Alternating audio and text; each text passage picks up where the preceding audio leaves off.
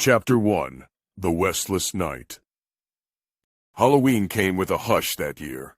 Not the usual scatter of laughter from neighbors or the rustle of crisp leaves blowing across the yard, but a quiet that pressed in close, as though the small holding itself were waiting. The sun sank early, throwing its last blaze of light against the horizon before vanishing into a haze of orange and violet. The air carried the sharp bite of October, the smell of damp earth and wood smoke drifting in with the twilight. Out in the yard, the peach tree stood like a sentinel. Its branches were bare now that the fruit was gone, clawing up into the darkening sky. Lanterns dangled from the lowest limbs, swaying in the breeze like watchful eyes.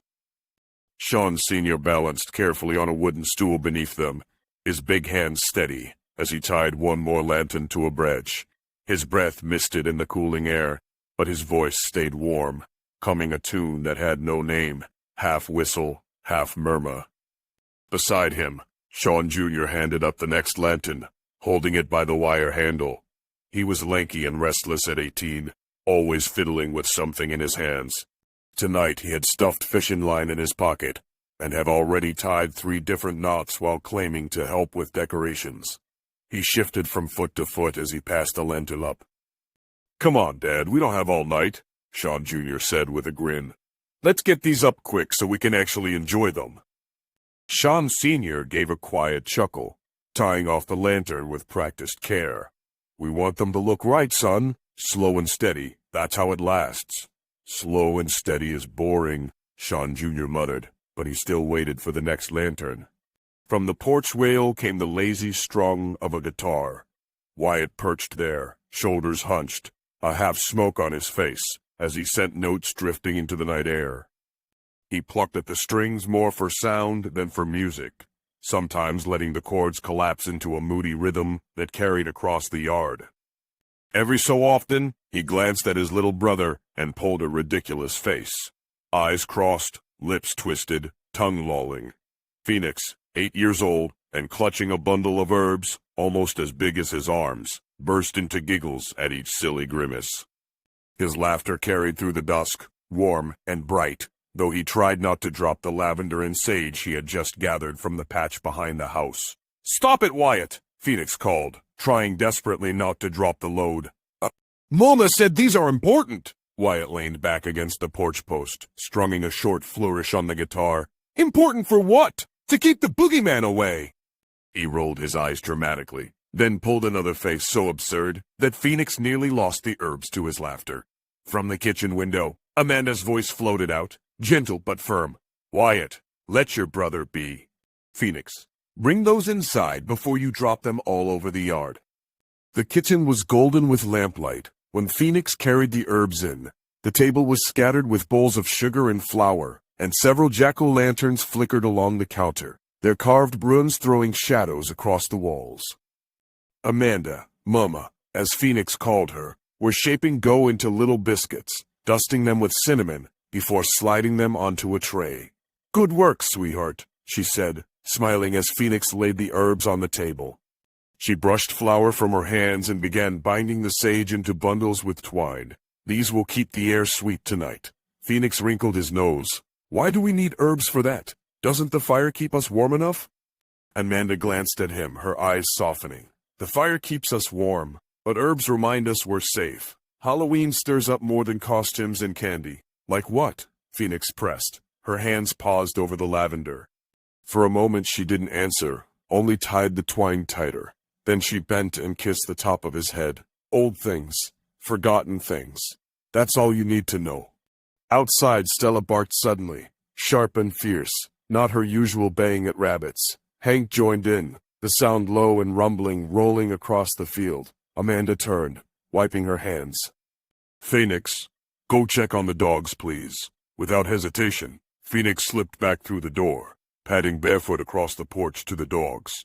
Stella and Hank stood rigid, their brindled fur bristling, teeth bared toward the woods. The line of trees loomed at the edge of the yard, already swallowed by a thick fog. Phoenix frowned. It was too early for fog, and it spread too quickly, curling low to the ground like fingers reaching for the farmhouse. He stepped closer, resting a hand on Stella's back. Her muscles trembled beneath his touch. "What is it, girl?" Phoenix whispered.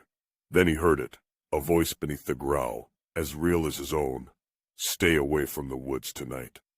Phoenix froze, eyes wide. He looked around, expecting to see Wyatt hiding nearby, but Wyatt was still on the porch, strumming his guitar, though even the chords faltered now. "What did you say?" Phoenix whispered. Stella's growl deepened. Hank shifted, his gaze burning like coals in the fog. "The veil is thin," Hank rumbled. "It watches us." Phoenix stumbled backward, nearly falling before he scrambled for the porch. His heart hammered in his chest as he burst into the kitchen. "Mama! The dogs! They talked! They told me not to go near the woods!" Wyatt barked out a laugh from outside. "What'd they say? Bring us bacon? You've been sniffing Mama's herbs too much." He crossed his eyes again in mock terror, tongue hanging out. Phoenix shook his head furiously. "No, I heard them. They said the veil is thin, and something is watching us." Amanda turned from the counter, flour still on her hands. She knelt to look him in the eye. "Phoenix, love, you've got quite the imagination. It's just nerves. It's Halloween after all." But Phoenix clutched at her apron, desperate. "I swore it! I heard them, just like I'm talking to you." Before she could answer, a clatter came from the barn. The goats bleated wildly, hooves stamping the floorboards.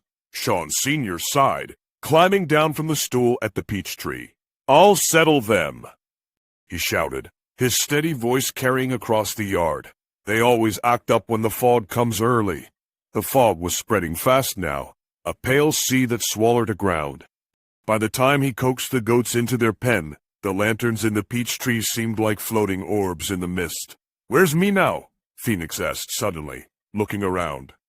The black cat had been on the porch rail earlier, tail twitching, but now she was gone. "Probably chasing mice in the barn," Amanda said quickly, though her eyes flickered with unease. She closed the door firmly when they all came back inside. By the time the clock struck 9, the family gathered in the living room. The fire crackled, throwing long shadows across the walls. Wyatt strummed his guitar again, softer this time, his smirk fading. Sean Jr. sat by the window with his flashlight across his knees, peering into the fog. Phoenix huddled cross-legged on the rug, clutching a jar of lavender in his lap. Amanda set bowls of treats on the table, though no one reached for them. Even Ozzy, Phoenix's bearded dragon, seemed unsettled. He perched motionless on his log, throat puffed, his eyes glowing faintly like embers. The silence thickened, wrapping around them. Then, from the shadows by the hearth, a voice whispered. 5 years. Phoenix jolted upright. "Did you hear that?" Everyone turned. From the darkness, a sleek black shape slipped into the circle of firelight.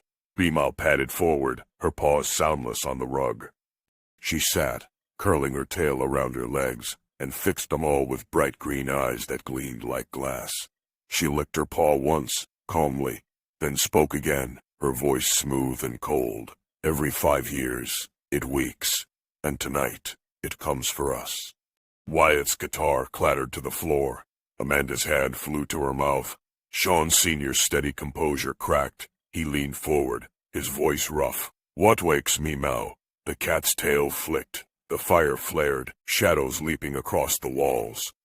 "The spirit hunter," she whispered, "from the creek. It hunts when the veil thins, and this is the 5th year." The clock began to chime. The fire guttered low. The room fell into shuddering darkness, and the Midnight Menagerie had spoken.